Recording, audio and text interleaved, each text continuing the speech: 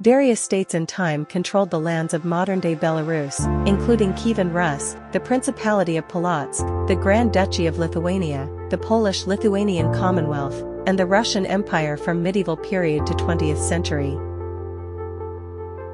Kievan Rus, first East Slavic state.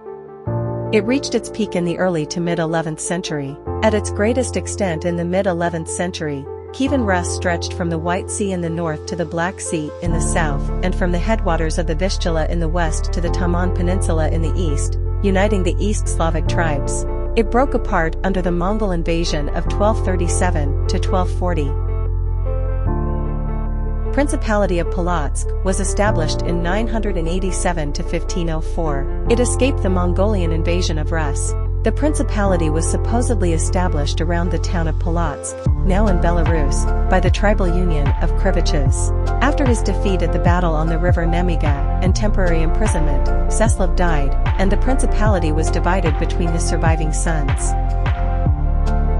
The Grand Duchy of Lithuania was a sovereign state in northeastern Europe that existed from the 13th century, succeeding the Kingdom of Lithuania. By 1440, the Grand Duchy had become the largest European state, controlling an area from the Baltic Sea in the north to the Black Sea in the south.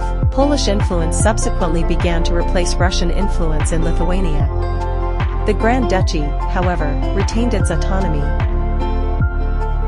The Polish-Lithuanian Commonwealth was a federative real union between the Kingdom of Poland and the Grand Duchy of Lithuania, existing from 1569 to 1795. At its peak in the early 17th century, the Commonwealth spanned nearly 1 million square kilometers, 390,000 square miles. The vast Commonwealth was in steady decline, and by 1768, it started to be considered by Russians as a protectorate of the Russian Empire, despite the fact that it was still an independent state.